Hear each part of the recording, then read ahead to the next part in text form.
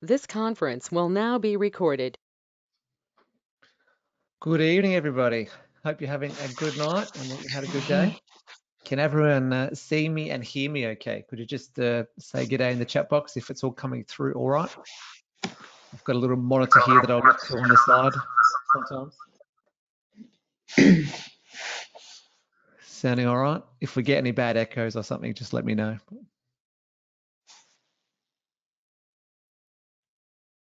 All good, it sounds.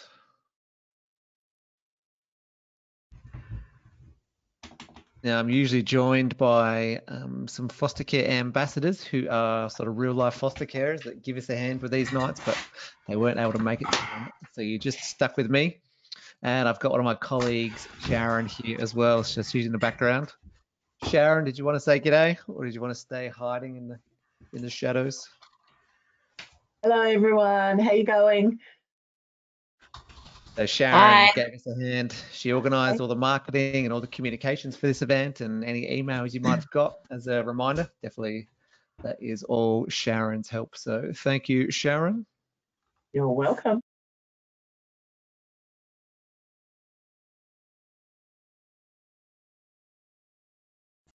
We're on. Yeah. Hello, can you hear me? Yes, we can. Oh, very good. All right, we'll just give it one more minute just in case we've got any more latecomers, and then we'll kick off right on 7:05.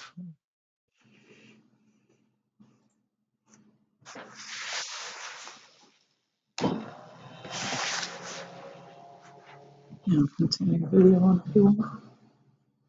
I'll just do a bit of tech support while you wait.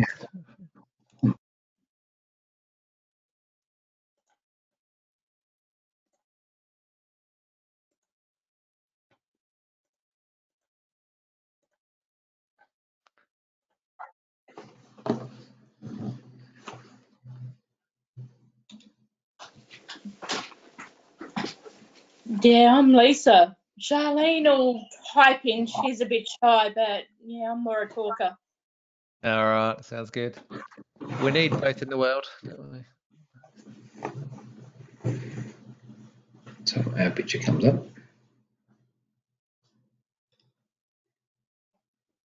Oh, okay, there we go. Yep. Very good, thank you.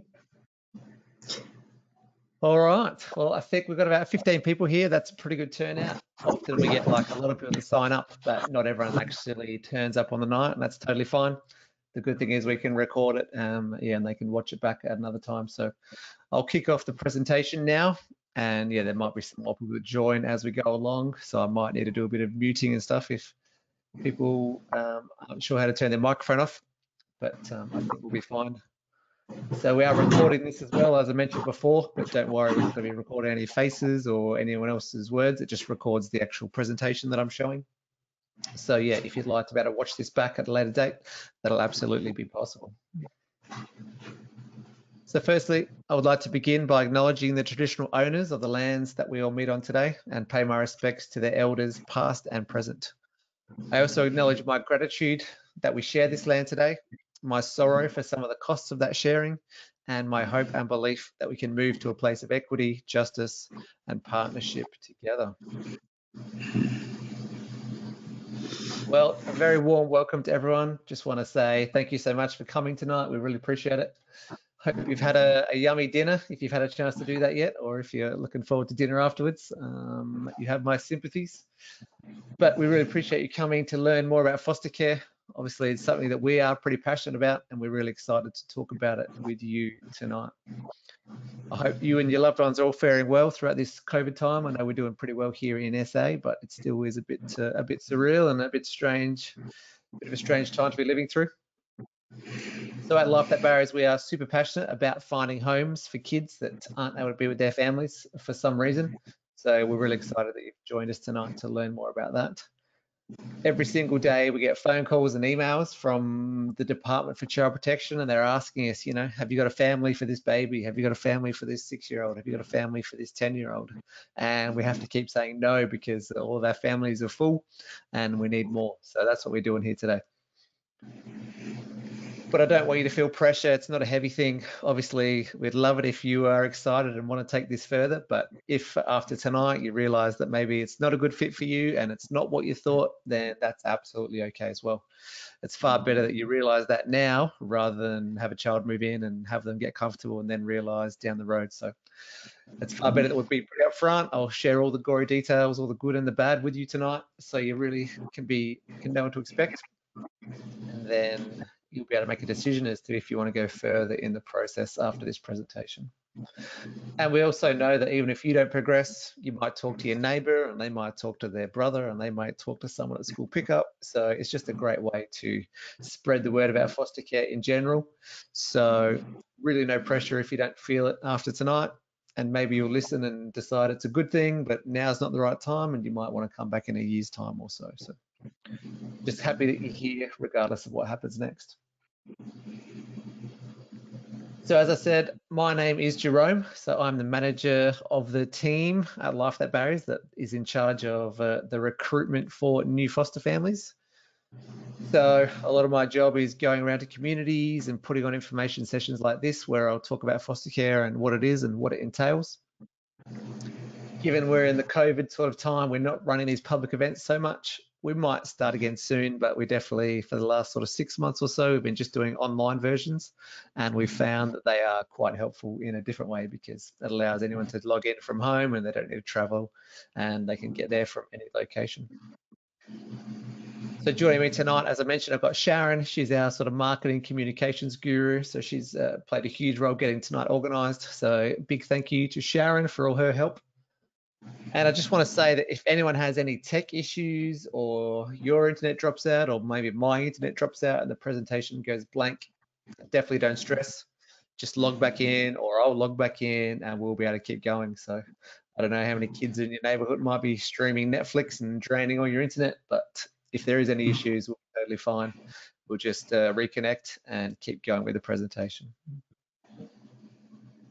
So at the end of the process tonight, I will put up a little website link that you can click on. And that is for those that watch it and they're really excited and they definitely want to take the next step and have someone call them and organize, I guess, a more in-depth follow-up interview. So at the end of the presentation, I'll put it in the chat box. You better click on that little link and then fill out a form with some details, just your name and your number and an email, I think. And that'll be a signal to us that you've watched it tonight and you want to go forward, and we'll keep working on it. So a little bit of housekeeping. Usually these things are done maybe at a community centre or at a library. And at this point, I'll tell you where the tea coffee is and where the toilet is and what we want to do if there's a fire. But in this case, I'm going to rely on you to know where your tea and coffee is and how to go to the toilet. And I need you to understand what you want to do if there's going to be a fire. So I'm a helpful guy, but there's only so much I can do through the screen here.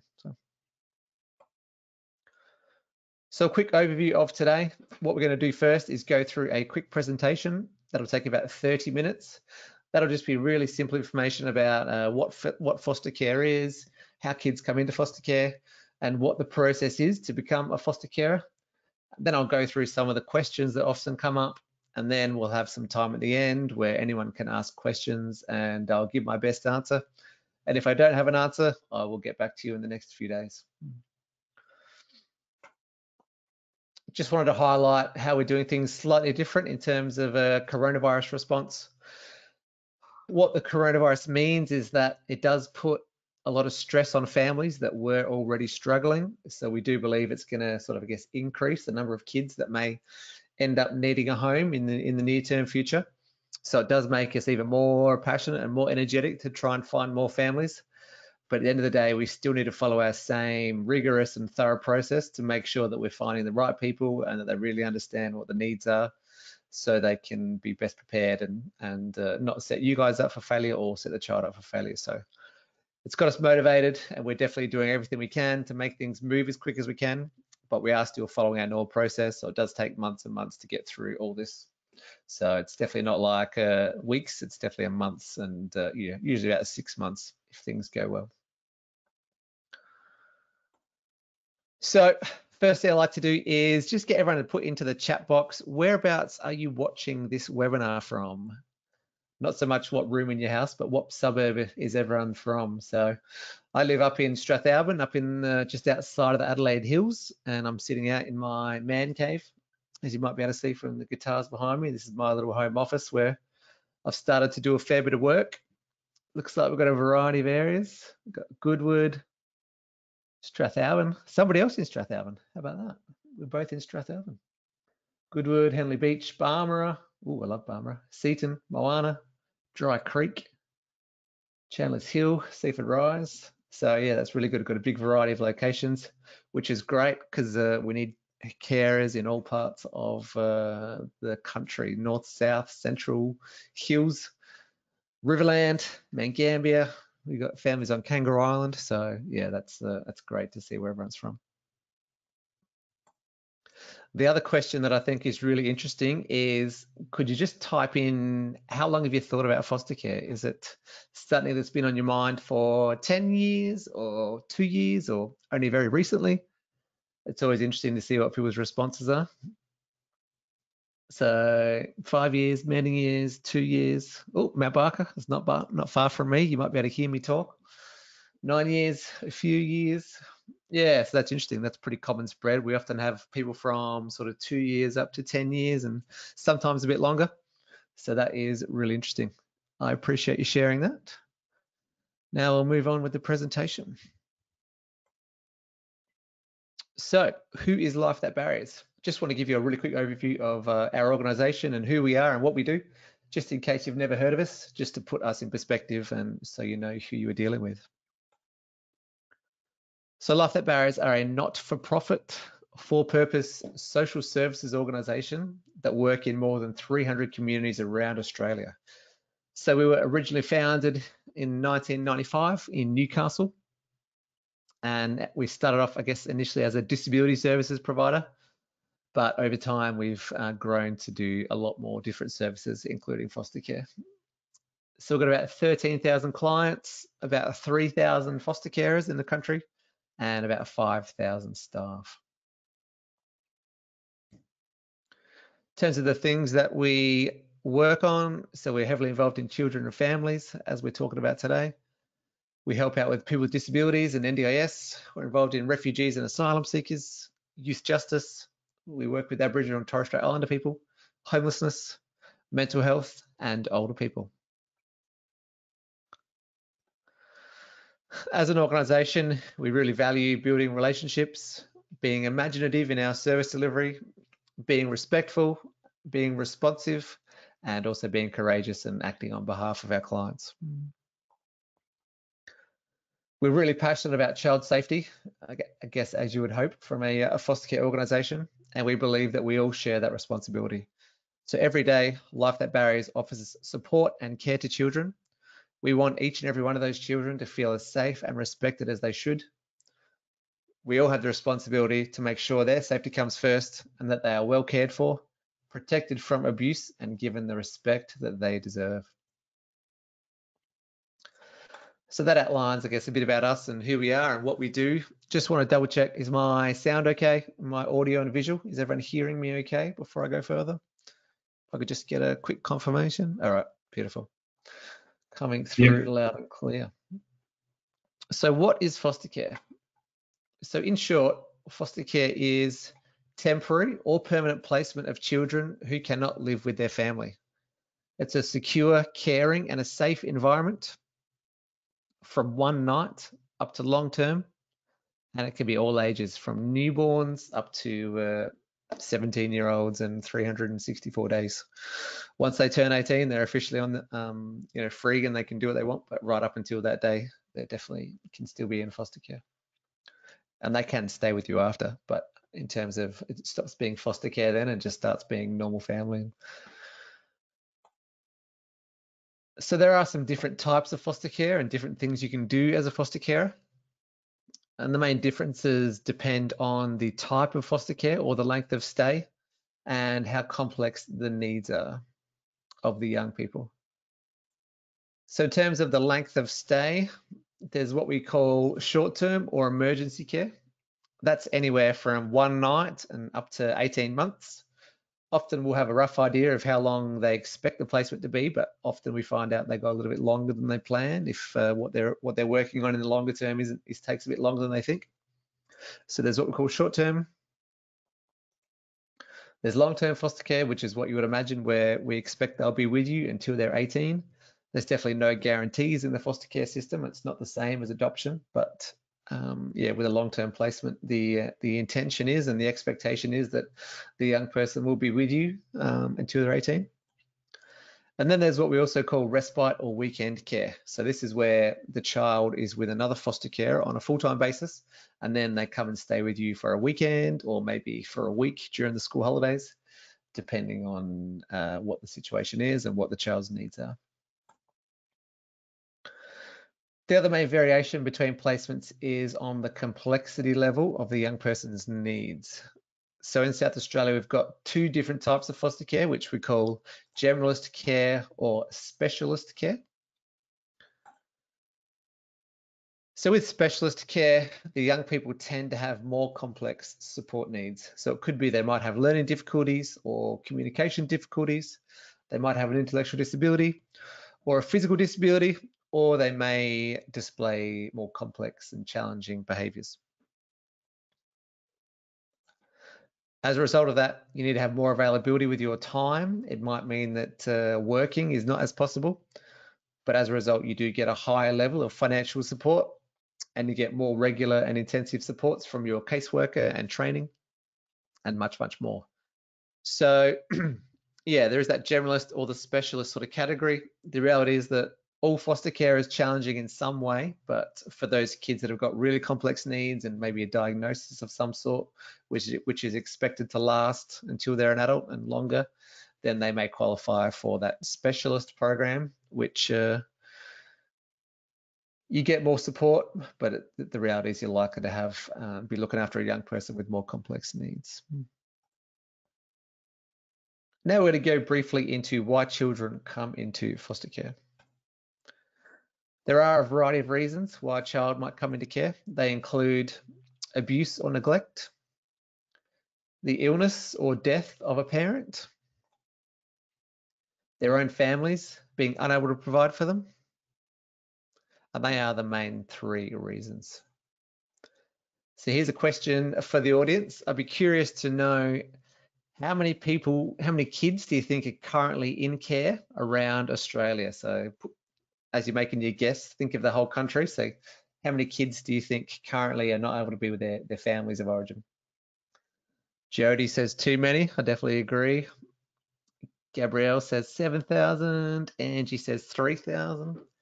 Cassandra thinks 10. Oh, no, Cassandra's 40. That's getting close, actually. Carmen says 10. So you're all very optimistic and that's great, but unfortunately the truth is a bit worse. So as we speak right now, and the number is probably higher, this is a bit of an old statistic, there were over 45,000, it looks like Charlene wasn't too far off, over 45,000 young people that are currently in some form of foster care or alternative care where they're not with their families, which is just terrible, which is why I do the job I do, because I want to work on that and find a home for all these kids.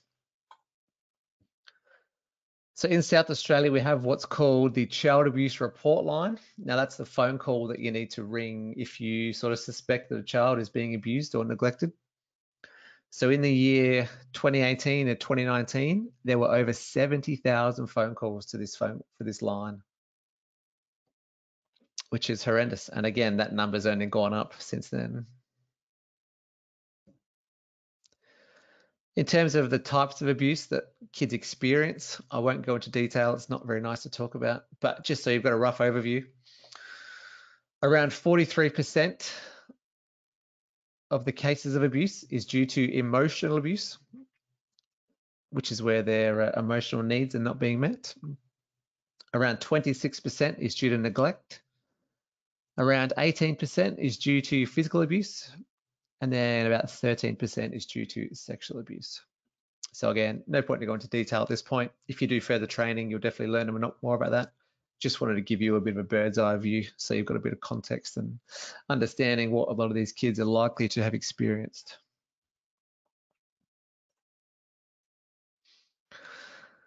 So when we're looking for foster carers, there are a lot of specific, I guess, characteristics that make a fantastic foster carer. And kids in care need really, they need a special experience to help heal and process the trauma that they've experienced and the poor care. Excuse me. So the fundamental task of a foster carer is to provide a safe environment, to form positive and nurturing relationships with a child or young person in care, to help them build new skills which are necessary to manage life events successfully. Now, in terms of the specific qualities we look at, there's been a lot of research that's been done about what makes a successful foster care placement, and there have been some trends that have emerged about the qualities that make a really effective foster carer. And these include somebody that is warm and nurturing, altruistic, someone who's curious, someone who is flexible, inclusive of family. Now, what we mean by that is, as a foster carer, you have to understand that the young person that may come to live with you, he or she, they still do have a biological family, and they most likely are going to be part of their life. It doesn't mean you have to let them come to your house and become best mates with them, but you have to understand that other family is always going to be around, and it's really important that they have a connection to that family. Even if that family are the ones that have maybe harmed them and are the reasons they've had to come to your care, it still is very important that they maintain a connection.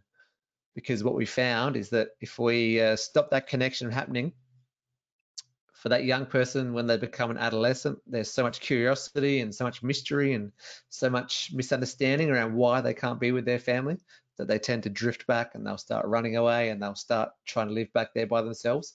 Whereas if we can help them have a connection with their parents or their aunties and uncles in a healthy way and in a supervised way, it helps them put those relationships in perspective and mean that they'll be able to keep the longer term care with you more likely for more longer. So it's really important that you be aware that you'll have to be supportive of that process.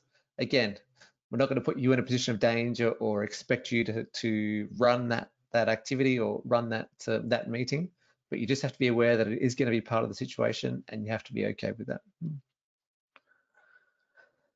The other qualities we look for are sensitivity and people that are willing to invest both their time and their money. If your schedule is absolutely flat chat and you've got no gaps for anything, then maybe bringing a child into your life with complex high needs and a lot of emotional needs may not be the best fit for you with your schedule. But if you do have time and availability, then we'd love to talk more. And it's these things we've got listed there. That's what we're going to be looking to see in you right from the very first phone call. So after this, if you go on to the next sort of phone interview stage, they will literally be analyzing your conversation and how you respond and how you come across for all these qualities that I've listed there. So in a way, I'm trying to give you the answers to the test up front. So just be aware that it's not just the written assessments that make all the difference. It's all the observations about, how you responded on the phone and tone of voice and how you come across in lots of ways that contribute to our decision to move forward. So who can be a foster carer? In South Australia, you need to be over 25, but you can be from any culture. You can be a single or a couple, with or without children. You do need to have a spare room and somewhere for them to sleep. It's important that you are well and healthy and have emotional capacity. But the reality is that everybody fosters.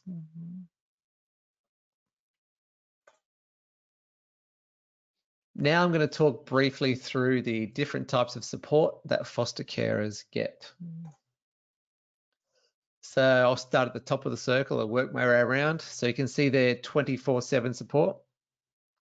So this means there is an on-call after-hours phone number. So if something goes wrong at 10 p.m. on a weeknight or 2 a.m. on a Saturday, you've definitely got someone to call and they'll be able to give you advice and help you step through any situation that may come up.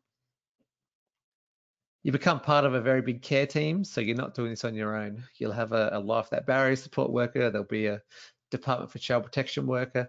There might be a psychologist. There'll be a school teacher. Could be a speech therapist. So there's always going to be a lot of different professionals that are sort of working in this child's best interest, and you'll become a part of that team that are all working towards that same goal.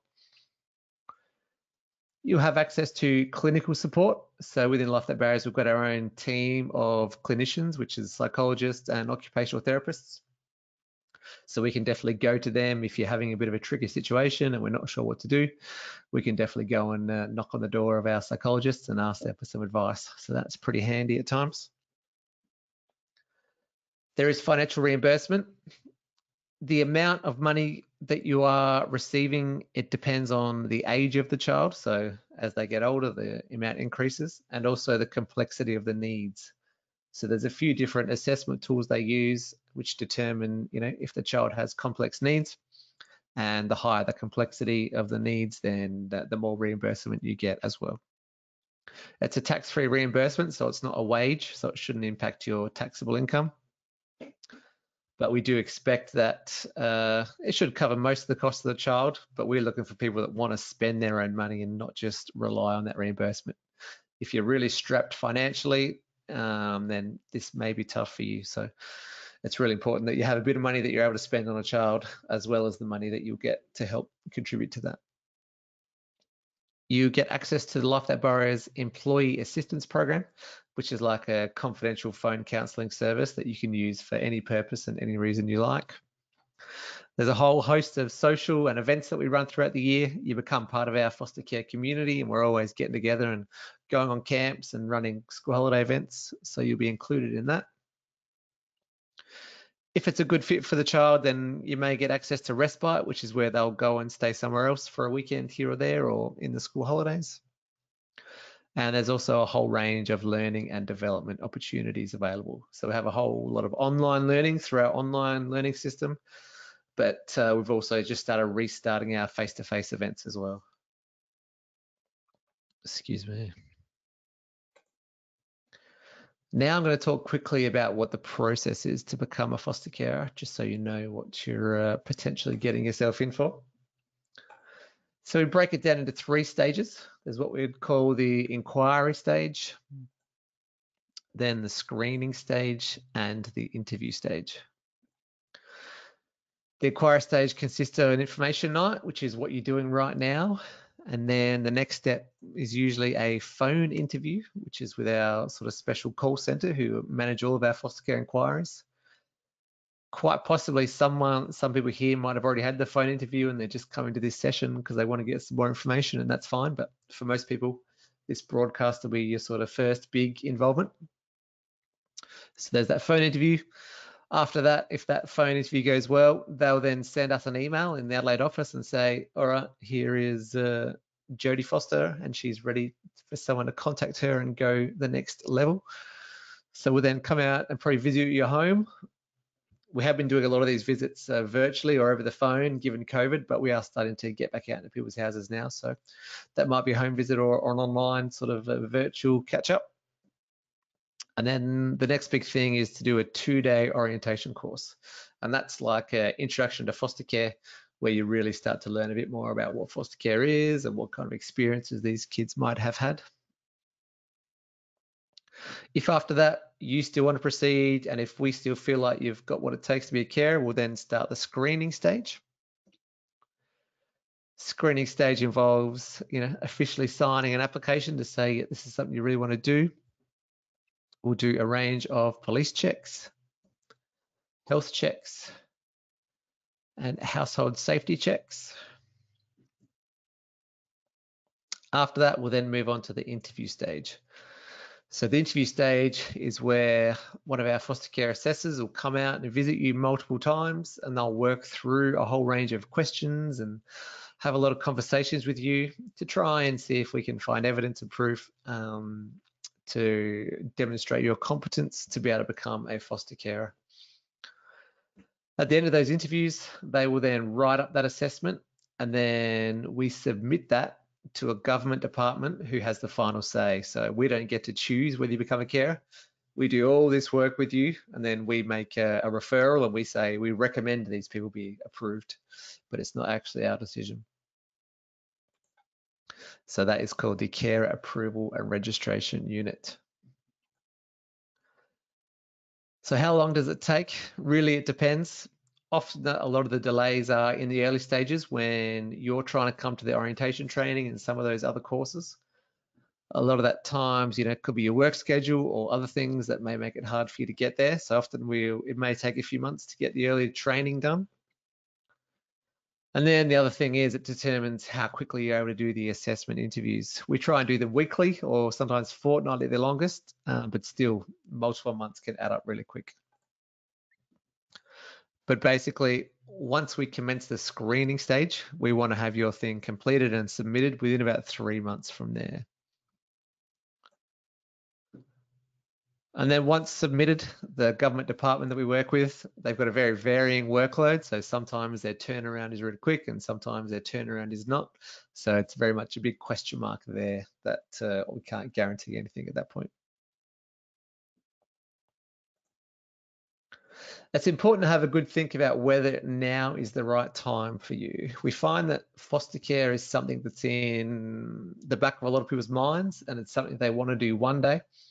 But sometimes we might meet them and have a catch up with them and we might make a recommendation that maybe now's not the right time. It could be that you don't have the time to commit to the training. It might be that you don't have time for someone to come and do the interviews. It could be that members in your family are not as supportive as you are. So sometimes we might have one person in a marriage or a partnership is excited and then the other person is not as excited. And it's really important that both parties are on board with this. It can't just be one person's sort of job. Or it could even be your children. If you've got kids of your own, it could be that your kids aren't excited as you are about another child coming to live with you. So it's really important that the whole family is on board with this and that everyone's sort of, really passionate about the cause. And another interesting thing is it's important that if you've had some trauma of your own or had some hard times in your own life, it's really important that you've had a chance to process those so that they're not likely to pop up and cause you any grief later on. Given how stressful foster care can be and some of the behaviors that you might experience as a foster carer, it's really critical that any trauma of your own is processed. Otherwise, the experience you have could well bring you undone and have you both end up a bit out of sorts. So the fact that you may have had a hard childhood is not a problem. We're not going to hold that against you or some other hard experiences you've had. It's definitely not a negative thing. But what is important is that you've had a chance to work through those to the point that they're not going to come up again and potentially make life hard. So that's just some things that we often find when we're in the early stages with somebody. So just have a think about those as well yourself before you go to the next step. Just have a think, do I have time to train? Do I have time for all this interviewing? As a family, are we all on the same page here? And do you feel like you've resolved any of your own, distress and hard times that you've had? Now that is the end of the presentation. So from here, now we're going to go through some of the questions that usually come up, and then I'll also get to your questions. So let me have a look. I'll also now try and find the link to paste into the chat box, which is for the form that you can fill out if you really want to go the next step tonight.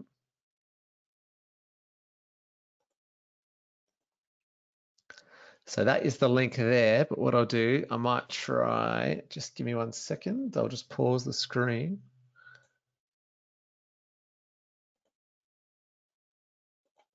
Just try and paste in a copy of it so you can easily.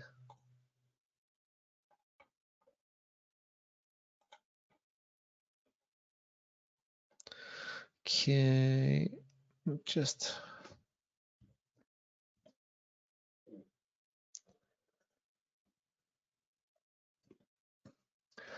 All right, I think I've just done that. So now, if you are excited now, you're allowed to click on the form, that's fine, but I'll carry on through the questions and answers. Just get my presentation back up. All right, so a very common question is, can I take a foster child on holidays with me? The reality is yes. So if you are going to go out of the state, you do need to, I guess, let your local office know, but it's usually fine. And if you're going to go international Again, it's possible, but there is a lot of paperwork that needs to be done. The reason is the child is still technically under the guardianship of the minister or of the chief executive. So what that means is they need to know where the child is at all times. So as long as they're with you, that's the main thing. But if you are going to be at a different address or going to go interstate, then it's really important that you let your caseworkers know, and they'll help you through any paperwork that needs to be done. All right, another interesting question is, do I get to choose what school they go to? So technically, the choice of school is up to the guardian, which is the guardian of the chief executive and the DCP caseworker. So technically, it is not your choice, but having said that, in most cases, they'll definitely follow your advice and they'll listen to you about, what schools in your area are good. And if you've got kids that are going to a school already, you may say it makes sense that they go to the same school for school drop-off and pick-up, and so that your kids can be a support. So in most cases, they'll definitely pay a lot of attention to your preferences and your recommendations, but you don't actually have the final choice. Now, do we get a choice in what child comes to live with us? And the answer to this is yes. So as foster carers, you are volunteers and you're not employees or contractors. So we can't make you do anything. So that means you will come to us, and throughout the assessment, we'll discuss what kind of placement you feel is best for you and best for your family and for your environment. And then at the end, that's the type of sort of referrals that we will find for you. So we may bring you some other options which are a bit outside of what you had suggested. But at the end of the day, yeah, it's up to you to say yes or no about whether you're happy to proceed. Another common question is, are they allowed to call us mum and dad, or mum and mum, or dad and dad? And the answer is absolutely yes. But what we say is that we let the child make that choice. So sometimes they will do it after 2 hours, sometimes after 2 weeks, and sometimes after 2 years, and sometimes never. So every situation is different. But yeah, we've definitely got no problem with that, but we don't like to force the child to do it. We let them make their own choice on that.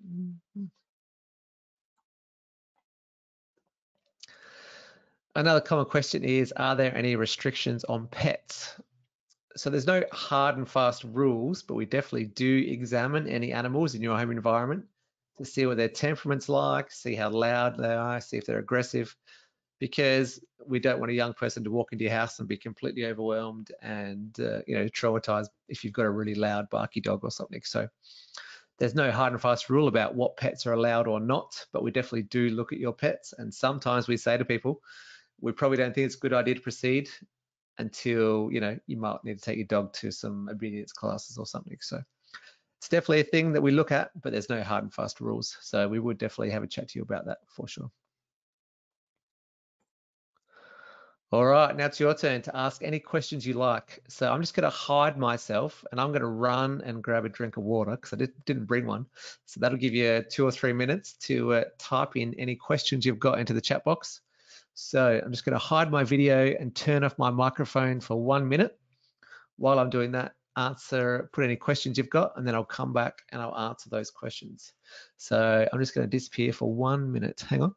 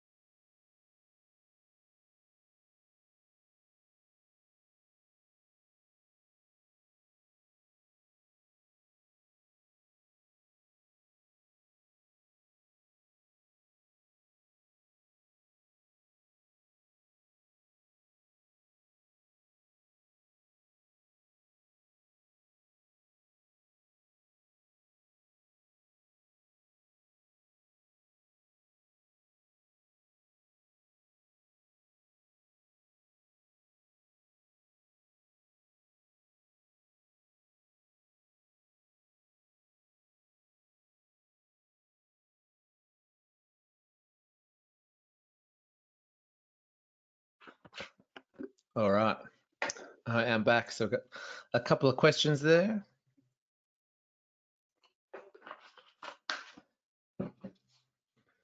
Thanks for your patience. Okay, I'll just have a look at the first question and answer them as we go down.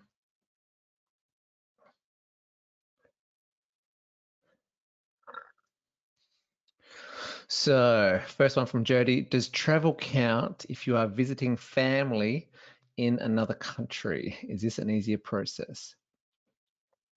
So, Jody, I'm not 100% sure. Are you saying if the reason is not just for a holiday, but it's so you can visit family members? Is that, if that's what you're suggesting, then it doesn't make a difference. I think it's just a matter of having enough warning and enough time, because the department are required to organise the passport, and that can take some time.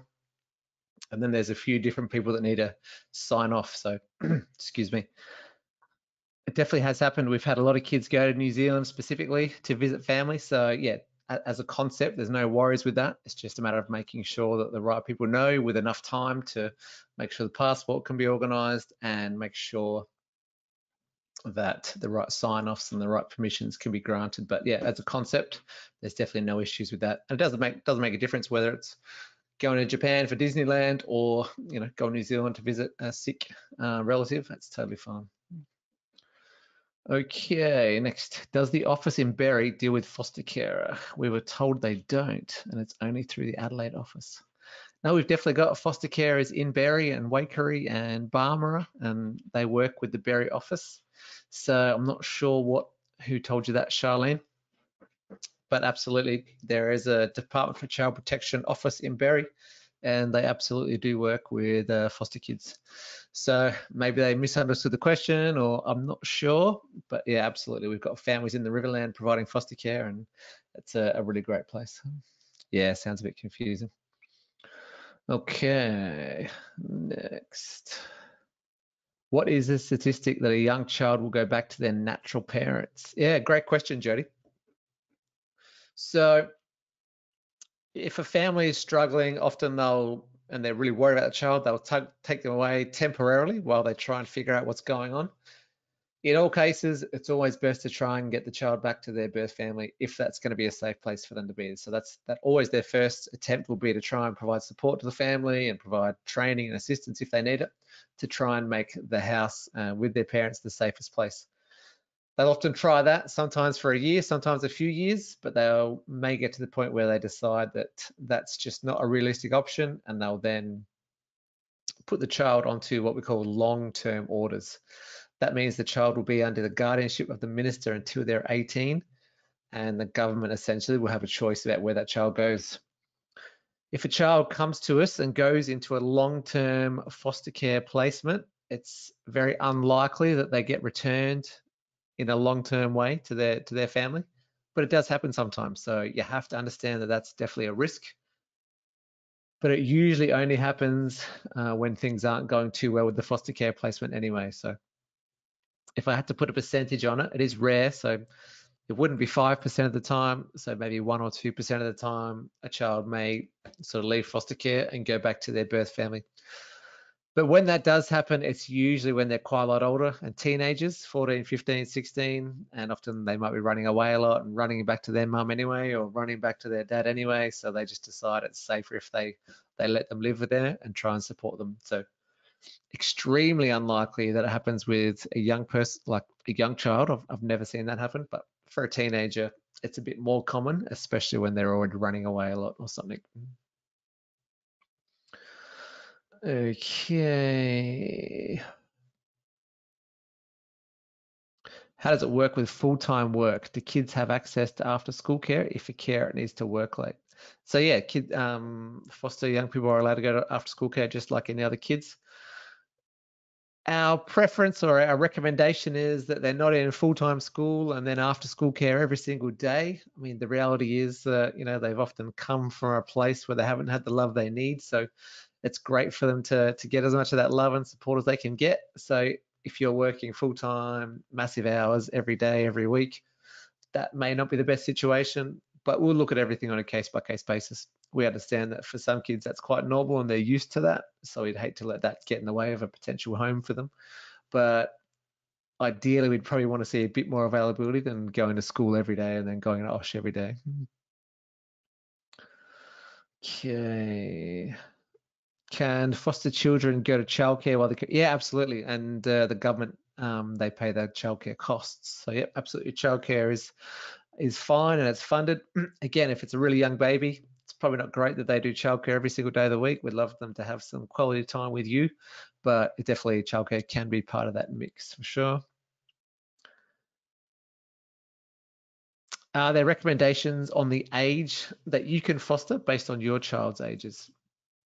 Yeah, there are recommendations. It's not a hard and fast law or a rule, but what we say, as a general rule, we recommend that the foster child be the youngest child in your family, especially when they're in a long-term placement, and that there's a 1 to 2 year age gap between your youngest and then the foster child. So if you've got a 3-year-old, then that'd put us down to 1, and that's going to limit our placements. But if you've got a 10-year-old as your youngest, then that leaves heaps of space. So as a general rule, we suggest that they be 2 years younger than your youngest. But again, that's a bit of a broad brush rule, and we'll look at everything on a case-by-case basis. Okay, does your family know the address of your house? No, we definitely don't share that with them on purpose. Absolutely not. Should the young person turn 15 and be in contact with their birth family through social media, I guess we can't control that, or there's a lot of ways that they could communicate that to them or tell them the address. But no, we definitely don't tell them your address. And I've yet to hear of a single case of a birth parent rocking up at a foster parent's house unwelcome and causing trouble. I've just never heard that that's happened. And especially if you're proactive and positive in organising a positive connection, it's not going to be a problem. So I can understand where you're coming from, but it's definitely not a concern that I feel is necessary, because I just have never seen that be an issue before. And if there was a problem, we'd just tell you to call the police. If they were at your front door and they weren't supposed to be there, we'd say definitely give us a call so we know what's going on, and call emergency services. So that'd be our default advice. Angie said, is my employer required to support me?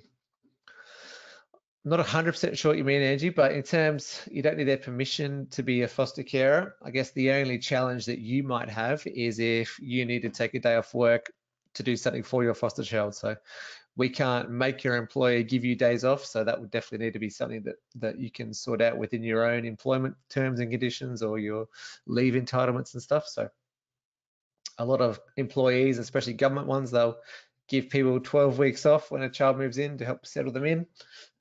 So there are some good leave sort of schemes out there with some organisations and some sort of government jobs. But yeah, at the end of the day, we can't make your employer give you time off or make them give you paid carers leave or anything. That's definitely between you and them.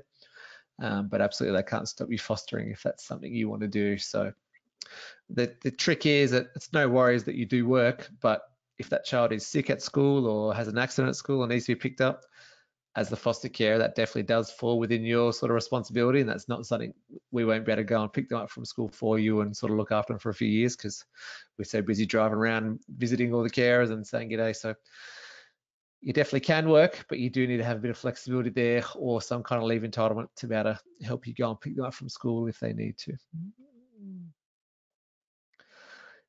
Okay, Jody has also said, if this is your first time as a foster carer, can you become long-term? So yeah, you don't have to do respite. You don't have to be a short-term carer first or a respite carer first. Absolutely, people sign up and they go straight to long-term care. I think the more caring experience you've had, whether it's parenting your own kids or having had jobs where you're a carer, that definitely helps. If you've never parented before and never looked after kids before, then it may be tricky for us to sort of provide evidence that you have those skills, but it definitely has happened before. So that is okay. Is there any age consideration if you are looking at a foster child and you don't have children? No, not really. So the main thing is, do you have the skills to care for a child? That's what we look for, the skills and the competence. So experience is a bonus. Experience helps you prove that you got the skills, but if you can demonstrate that in other ways, then that's absolutely fine.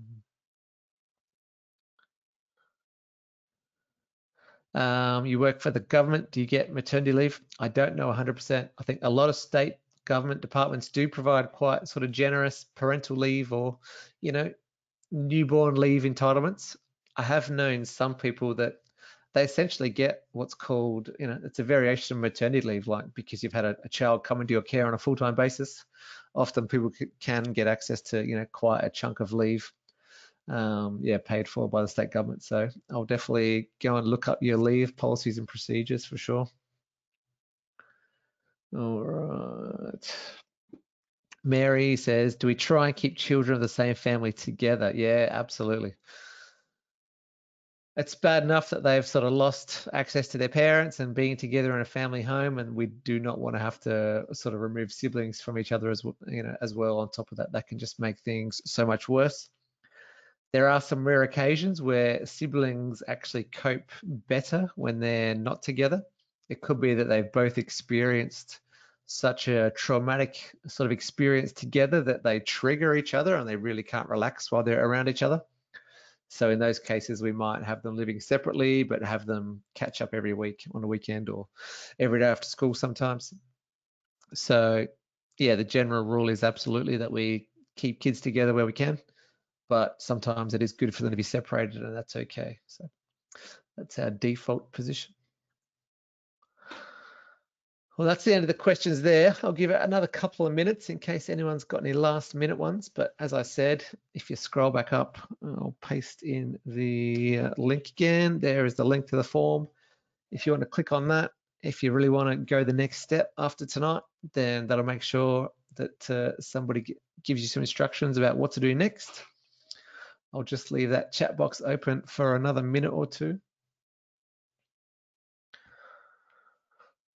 But really want to say thanks so much for coming tonight, everyone. It's been great to spend this hour with you. I appreciate you giving up some of your, what's today? Wednesday, your precious Wednesday night to hang out with me and talk about foster care.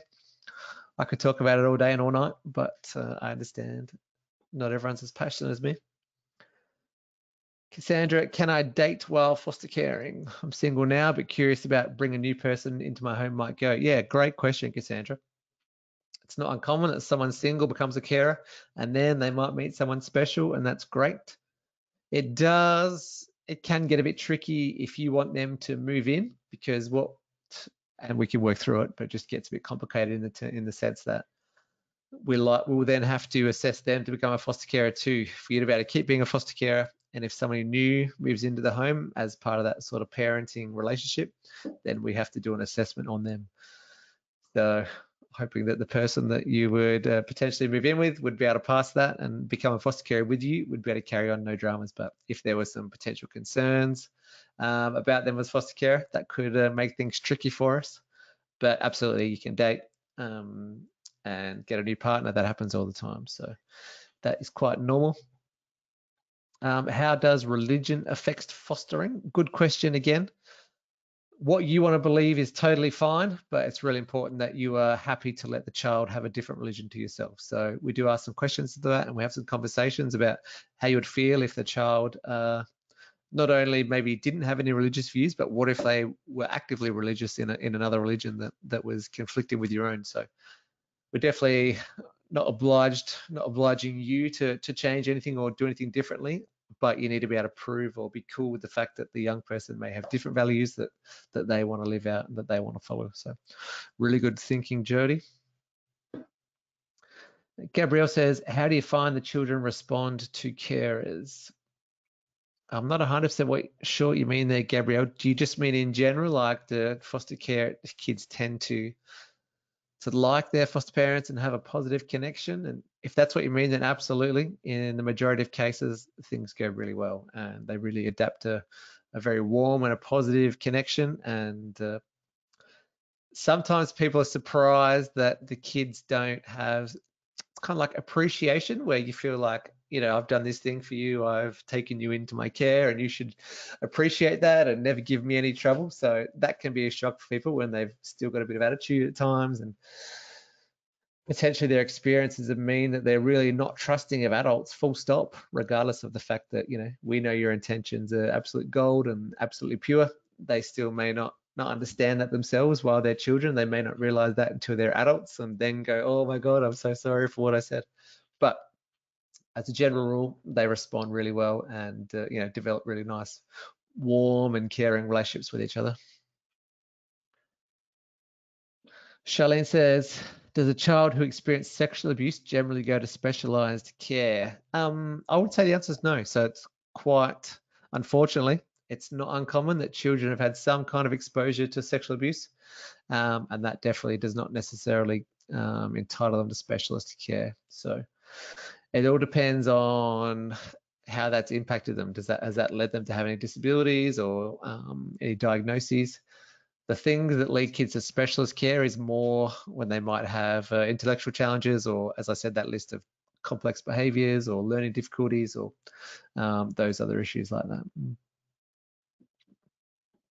Another question from Angie. What have you found are some of the reactions of existing children of fosters when a foster child comes in? Good question. Usually we do quite a bit of work, and we do actually interview children in your home about how they're going to feel and what they're expecting. So often they go quite well. It can be difficult for your children in sometimes, especially what often we find they struggle with is if this foster child comes in and if they do have some bad behaviors, or if they are a bit disrespectful. Sometimes that's hard for your children to watch that. So if a foster child comes in and their behavior isn't how you would like it, we're going to have a lot of advice to you about how to deal with that. We don't often use traditional parenting techniques of rewards and consequences, because that doesn't necessarily work the best with kids that have had trauma. So that can be really hard for your own children to watch on and say, why aren't they getting in trouble for that? You can't let them talk to you like that, or they shouldn't be able to do that. So often it's more those sort of things that they struggle with, as opposed to feeling left out themselves, or not liking them, or not getting along with them. Often it's those other dynamics of their opinions about what should happen and how you should treat them based on some of the behaviors that you might experience. Does that answer the question, Angie? If not, please give me some more details, but I think that's what you were getting at. And Jody says, do you get a full rundown of what happened to the child you are looking to foster? Another good question, Jody. You're full of good questions. What we find is that we try and get as much as we can. We definitely don't hold anything back from you, but it is an ongoing challenge that we all face to find out, I guess, a lot of these history details. Often we will get a broad overview and a good indication of the key information about roughly where they were at each age, and what was the main issues the family had, and where they've been living ever since, and 2 years in this foster care and 2 years in resi care, and now they're with you. So we do know the big picture details, but often we don't know a lot of the details. So we do our very best to advocate to get that information for you, because it's helpful for all of us to know that. Because the more you know, the more you can, adapt your caring appropriately and sort of fill those gaps that they've had, and understand why some things might be really hard for them and some things aren't. So yeah, we definitely find out as much as we can and get it to you. But it is a battle that we all face in this industry to get that information. Charlene says, can they at times be destructive to your home?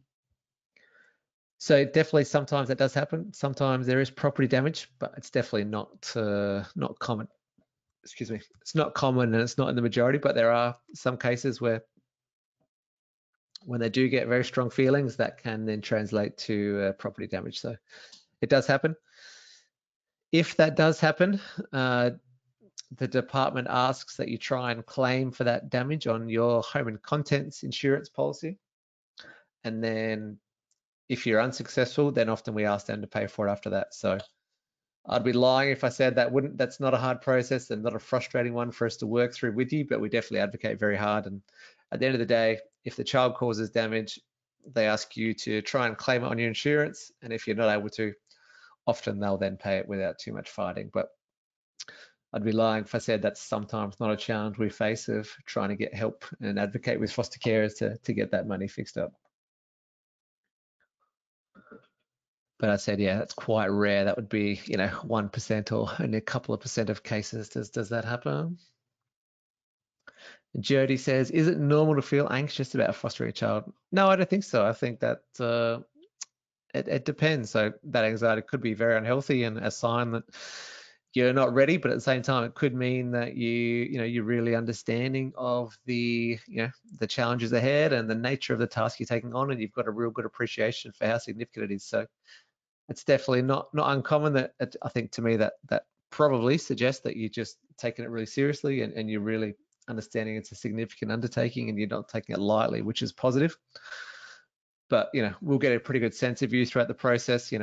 For someone who's got just big anxiety issues, and it may not be great to start foster care while anxiety is sort of a big part of your experience. But if you would expect, for the most part, you've got quite good mental health, but you're just a bit anxious about this, then I'd say that's positive and probably a good sign that you're taking it seriously. And it could also be an indication that there might be some more training or resources we can give you that, if you had more information, maybe that'll help you relax. So definitely very happy to keep chatting about that. Jill says, if taking a very young child, do they require their own room? So no, they can, especially with babies, they can sleep in your room up to a certain period and then move them out. So I think it's up to 2 years old. The actual date, the actual age is away from my brain at the moment. I apologize, but yeah, as babies, they're definitely allowed to sort of stay in cots in your room, which makes sense and I think is good. But yeah, absolutely, once they're a toddler, need to have some space for them to sleep somewhere else. Well, great questions. You've been a very talkative bunch, which is good. For a small group, we've had heaps of questions. Any more come to mind? We've covered quite a lot there, which is great. Okay, are foster carers allocated a child that's local to them, or can they come from a distance? Really good question. And sometimes both. So often, if a child is really settled in a school and got a lot of connections to a community, they might try and find a family in the local area, because the less we have to change and uproot them from everything they know, that's preferable in many ways. But sometimes there's not a suitable one sort of around you, and sometimes it's good for them to move locations and get a fresh start. So I've seen that in both cases. Sometimes a child from Adelaide might go and live in the Riverland. Sometimes someone in the Riverland might go and live in Mount Gambier. It all depends on where the need is and where the available care is and how that's all going. So great question.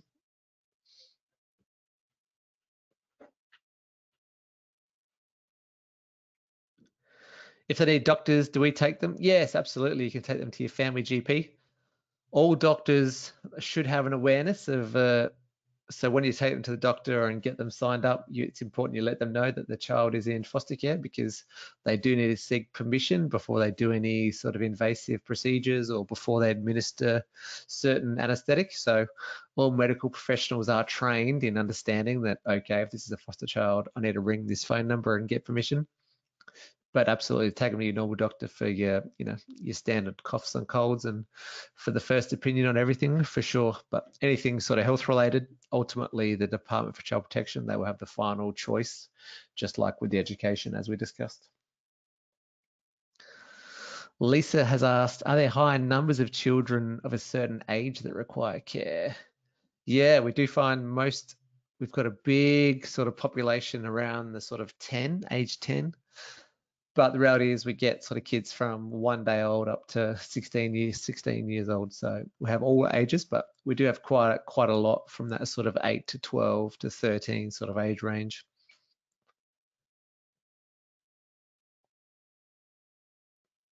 Cool. Just on age, I guess one thing that I would ask is that we sometimes find applicants have got a really narrow sort of range of what they would like to care for, because they feel like, some might say I want a child between 4 and 6. And I totally understand where you're coming from. That makes sense, but you need to understand that that can make it quite hard when we get to the other end and get you ready and registered, because we just can't guarantee what kind of placements are going to come available and if they're going to be suitable to come to your area. So it can mean that we do a whole lot of effort to get you registered, and then we may find it hard to find a child that matches your really specific preferences. So our ask of you is that you have some flexibility in what you're willing to consider in terms of child age, because that's really important. And we're all here to, to be of help to all the kids that need a placement. But if we find that if you've got too strict on your preferences, it can make it a bit tricky on the other end. So just ask that you have a think about that as well. Charlene says, if we have an Indigenous child, can we have access to elders to understand behaviour? Oh, great question. So what we do, we have dedicated sort of Aboriginal staff members and cultural support planners that help us with this. So accessing elders is definitely a potential thing. It doesn't happen all the time, but it's definitely a potential thing and something we'd be open to. So we develop what's called a cultural support plan, where hopefully we know what their sort of family of origin or their group is, and then we can sort of help them maintain some connections and develop some connections with their family so that they don't lose that Aboriginal connection to their culture. So that's really important to us at Life Without Barriers, and something we really strive to maximize where we can. But it really can be a challenge in not necessarily knowing where their family's from and finding family members. So it is a challenge, but it's something we're really passionate about, and we definitely do the best we can and allocate some real important stuff to it. Angie says, my son is 14. Would you allocate a boy or a girl as a placement? We wouldn't necessarily choose either. So I think technically you could be open to either. Just the fact that you've got a male child doesn't mean you have to have a male foster child. I think we could, if they're going to be really close in age, we'd probably suggest they be the same gender. That often keeps it simpler. But if you're going to go younger, then I think we definitely look at both. All right, well, I am losing my voice. I apologize. So I might wrap it up there. If there is, I'll turn my video off and turn my microphone off. So feel free to type in a few more questions. I might be able to chat back to you. But my voice is definitely giving way for the night. So thank you again, everyone, so much. For a small group of 15, you've asked me a lot of questions and drained me of knowledge. So I appreciate that. That shows that you're really thinking hard about it, which is a really good sign. So again, thanks for spending your Wednesday night with me and giving up your TV and your couch time. And how do we get the recording? So after this is finished tonight, we'll then get a link, and Sharon, our communication guru, will send you an email that will have the link to the recording from tonight. So over the next, probably in 24 hours or so, you'll definitely get an email, but feel free to hassle us if you don't get it. But we'll definitely get the recording from tonight and send you an email link so you can watch it back. But thanks again, everyone, for all your questions. I really appreciate it, and thank you for showing some interest.